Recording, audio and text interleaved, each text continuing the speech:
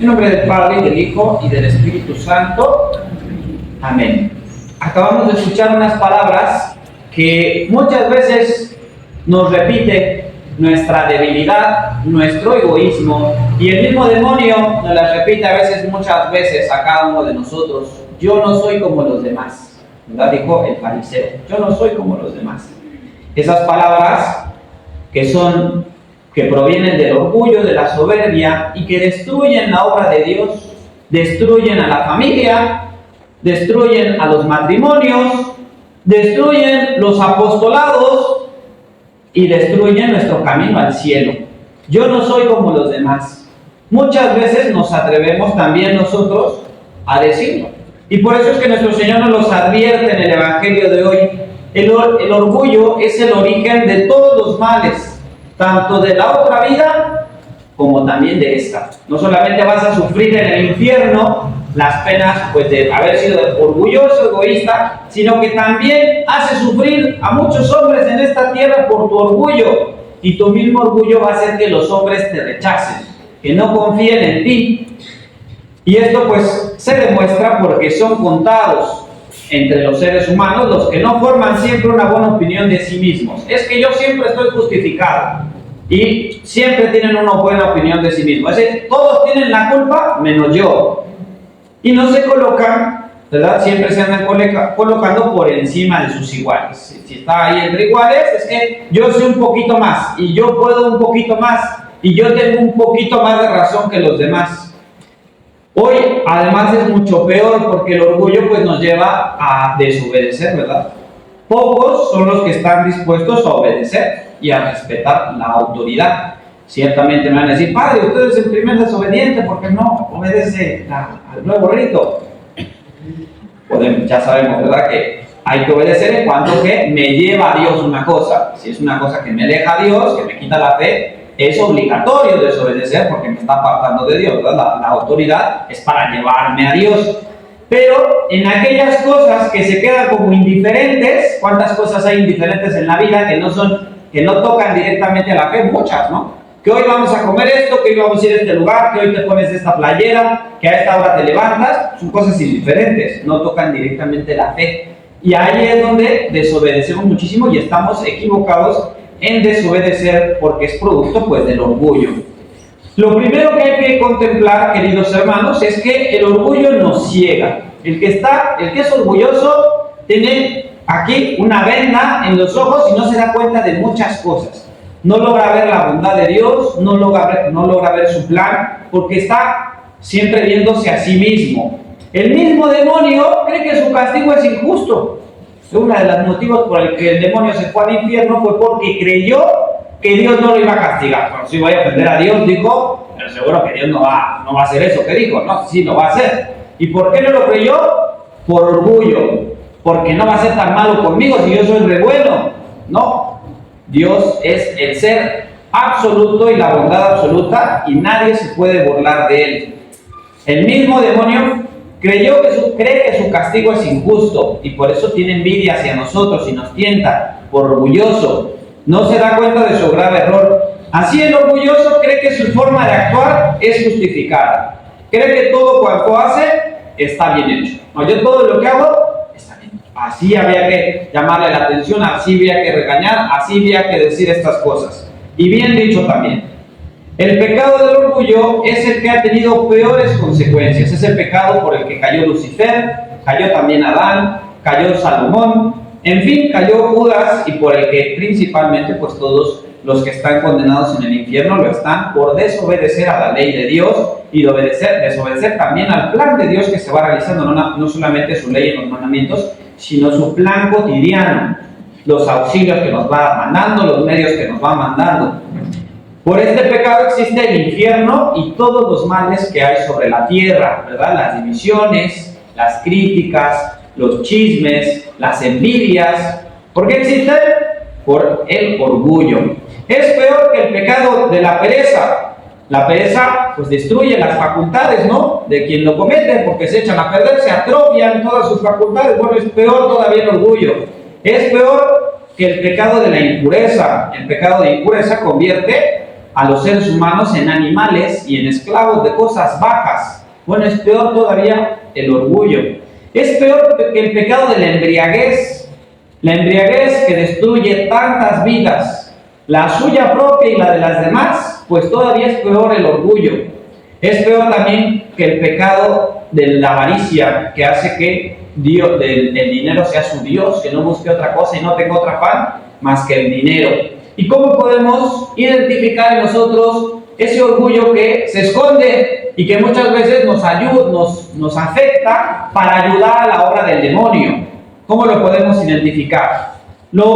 La manera más fácil en la que lo podemos identificar es el pecado de la desobediencia. Pues desobedecer es una consecuencia inmediata de aquel que tiene orgullo, ¿verdad? O tiene soberbia. ¿Cómo reconocer en nosotros el orgullo? Preguntémonos con qué frecuencia desobedecemos. ¿Desobedeces a tus superiores? ¿No? Los hijos que nunca le hacen caso a sus papás, no quieren lo que sus papás quieren, ni se quieren meter a la hora que ellos quieren, ni quieren dejar el celular a la hora que sus papás le dicen, etc.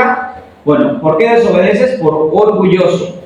Peor todavía, ¿te sientes mejor que tus iguales? ¿Te sientes mejor que tus iguales? No solo eres orgulloso, eres además soberbio e insoportable.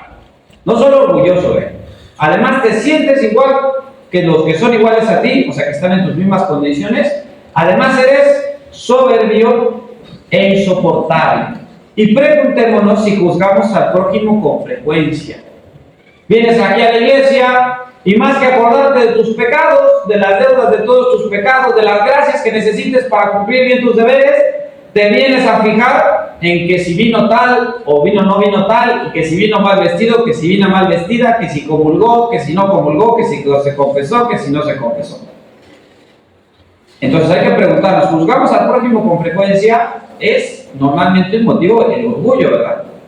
La razón del orgullo está en querer ser independiente de Dios en algo, o sea, querer tener una cosa como independiente de Dios en la que Dios no sea el que tiene la última palabra, sino que sea yo. Unos en la familia, otros en las costumbres, otros en los planes, otros en mi estado de vida. ¿Y qué estado de vida vas a hacer? ¿Vas a ser sacerdote, monja, te vas a casar? ¿O te vas a casar con esta persona, con otra persona, con esta persona? No le preguntas a Dios. Primero lo eliges y luego le pides a Dios que le salga todo bien. Pero primero lo eliges, ¿no? Diosito es el que lo tiene que determinar. Él es el que tiene que llevar el plan. Y por lo tanto, en los puestos, ¿no?, de trabajo, es querer quitar algo de Dios para ponernos a nosotros mismos. Nos ponemos a nosotros mismos en lugar de Dios en algún aspecto o situación de nuestra vida. Por eso el Espíritu Santo, por medio de la Sagrada Escritura, nos dice del orgulloso. En la Sagrada Escritura nos dice claramente: será aborrecido de Dios y de los hombres, pues el Señor detesta al orgulloso y al soberbio. Dios lo detesta, se olvida de él. Ya ni lo castiga en esta vida, porque lo va a castigar en la otra vida, ¿no? El peor castigo en esta vida es que no haya castigo, porque va a caer todo en la otra vida. No vas a tener tiempo de corregirte. Como vemos, ¿no? Tantos jóvenes desobedientes, desobedecen y ya, se separan de su familia y hacen una vida totalmente aparte. Así Dios también deja que se vayan los orgullosos. Deja que se vayan, que se le vayan. Adiós, ya hiciste tu vida por allá, que Dios te bendiga. En la Sagrada Escritura tenemos el ejemplo del rey Nabucodonosor el Grande. Era un rey tan orgulloso, ¿verdad?, de Babilonia, y tenía una opinión tan elevada de sí mismo que pretendía ser considerado como Dios. Quería que los demás le dieran un respeto y una veneración, una adoración como Dios, y lo pedía y lo exigía en sus leyes. Cuando más henchido estaba por el poderío que había logrado, se oyó una voz del cielo que le dijo a Nabucodonosor: Nabucodonosor, estoy harto de tu orgullo. Te voy a quitar tu reino y se lo daré a otro. ¿Y qué le pasó a Nabucodonosor? Pues de repente se le atrofió el cerebro, le empezó a salir pelos en los brazos, en las piernas, se empezó a inclinar y terminó siendo como un lobo. Literalmente fue el castigo que Dios le mandó. Tuvo que irse al bosque a vivir con las bestias porque no podía vivir con los seres humanos. y vivió durante varios años con las bestias comiendo hierbas, hasta que no se arrepintiera de su pecado y supiera que pues el honor y las decisiones y los planes únicamente les toca a Dios llevarlo, ¿verdad? Nosotros somos únicamente pues instrumentos. Así entonces Nabucodonosor sufrió este terrible castigo, siendo como animalito. También Dios castigó a algunos judíos religiosos, algunos judíos, ¿no?, de los que también se acercan a la religión, Coré, Datán y Abirón, y 200 judíos leemos en la Sagrada Escritura que le decían a Moisés y Aarón: ¿por qué no hemos de ofrecer incienso como ustedes? Eso se quejaban. ¿Por qué Dios los eligió a ustedes y no a nosotros? ¿Por qué yo no puedo dirigir las almas? ¿Por qué yo no puedo ofrecer el incienso? Y entonces, ¿qué pasó? Moisés y Aarón le dijeron a todos los demás que se separaran de ellos, se abrió la tierra y se los tragó, por querer estar en una posición pues que no les correspondía, ¿verdad? Queridos hermanos, el demonio nos tienta de muchas maneras. Tenemos que ser muy inteligentes, porque realmente el orgullo es el pecado que hace que nos dividamos, ¿verdad? Que se dividan las familias, que se dividan los apostolados, que nuestro corazón también esté dividido de Dios, que no deje yo entrar a Dios a mi corazón. Es muy inteligente el demonio y tenemos que tener mucho cuidado. A los buenos les hace creer que son buenos gracias a ellos mismos. Es que tú te lo mereces. Tú has luchado mucho por esto. Tú leíste, fíjate cuántos libros leíste, cuántos rosarios rezaste. Tú te lo mereces. Nos hace creer eso. Somos buenos por nosotros mismos. Y a los malos, es más evidente, pero también incluso a los malos caen en la tentación, les hace creer que estar en el mal es de algún modo un bien. Eres un borracho, está bien que seas un borracho, porque así nadie te molesta. El borracho que se enorgullece de que tomó más que los demás. Es que yo tomé más que los demás, entonces, qué bueno, está orgulloso. El rico que porque tiene mejores cosas que los demás. No está mal tener cosas, pues sí, no hay que acumular, hay que ayudar al prójimo. El famoso porque es más conocido. ¿Cuántas veces les da orgullo que los demás lo saluden y andan esperando que lo saluden los demás? La muchacha guapa en que nadie la merece. Y el joven inteligente que puede resolverse la vida. Es que no necesito de los demás, como muchos jóvenes. No necesito del consejo de mis papás. Ni voy a pedir consejo, ni necesito de nadie. Yo me puedo determinar a mí mismo. Fíjense cómo nos tienta el demonio en todas las cosas en las que somos malos, ¿no? Porque todos tenemos nuestras cosas malas y por ahí el demonio también nos sabe tentar, nos sabe molestar. Pero la tentación respecto al bien es más sutil. Está quien se enorgullece de la familia tradicionalista a la que pertenece y que no son pecadores, ¿verdad? Que no hay divorcios en ellos. Quien se enorgullece de que sabe confesarse muy bien, el que reza perfecto. No, es que yo me sé las oraciones y las digo muy bien. Quien se enorgullece de ser el más modesto en la capilla, de tener las razones para poder corregir a los demás. Que yo tengo la prudencia, Padre, para poder ayudarle a llevar los apostolados. ¿Cómo nos molesta el demonio? A todos, ¿eh? ¿Cómo se puede meter en cualquier problemita? Puede el demonio hacerlo mucho más grande por medio pues, del orgullo, ¿verdad? Si el fariseo, como nos propone nuestro Señor, es el perfecto orgulloso y de lo que tenemos que tener cuidado, que dice, no soy como los demás, en el publicano tenemos al verdadero humilde. ¿Quién es el humilde? Pues esa persona, esa alma, ese corazón convencido de su propia pequeñez. Sin Dios no soy nada.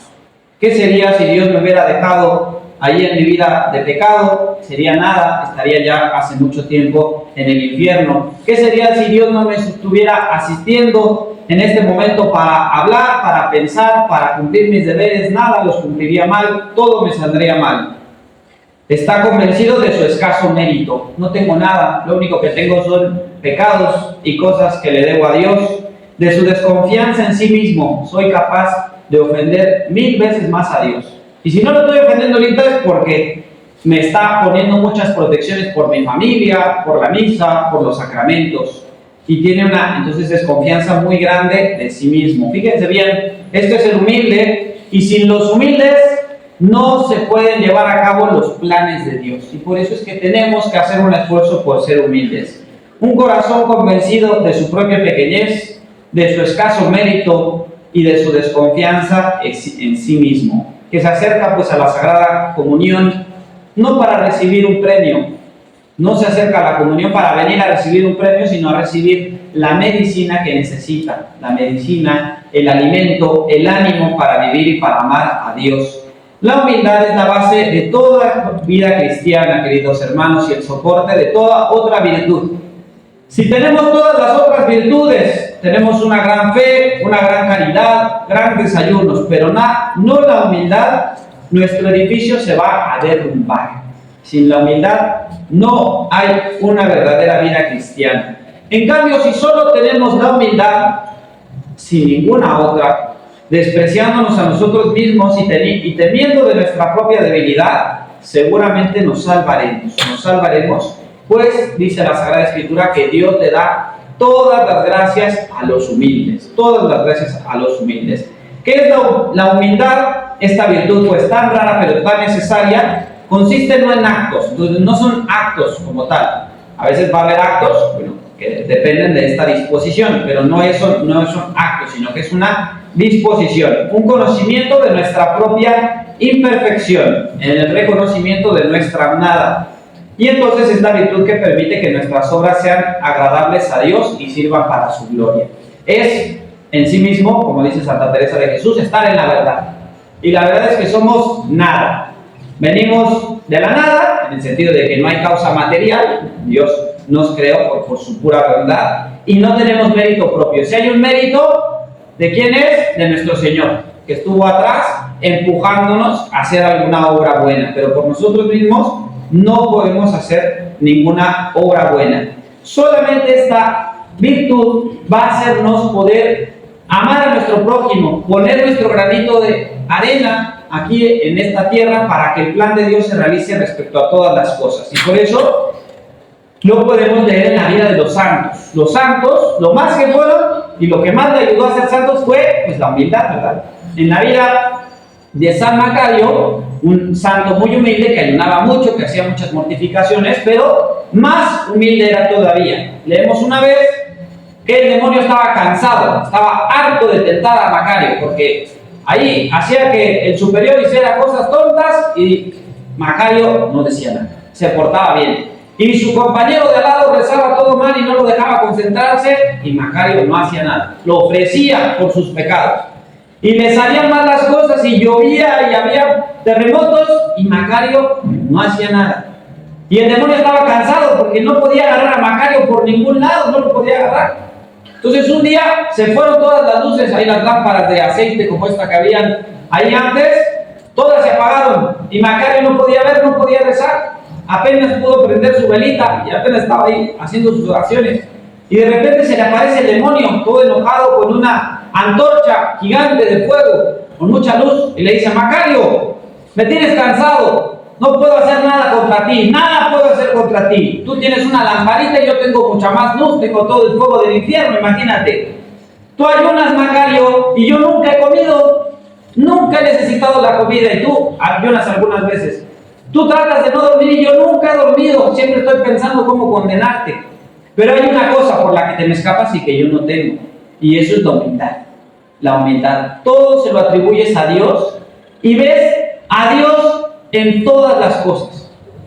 Cada cosa que pasa, tú ves a Dios atrás de las cosas. ¿Por qué? Pues por la humildad de San Macario. Y por eso es que el demonio podía hacer que se levantara el infierno y eso le iba a ayudar a Macario a irse al cielo. Imagínense nada más. ¿Por qué? Por la humildad.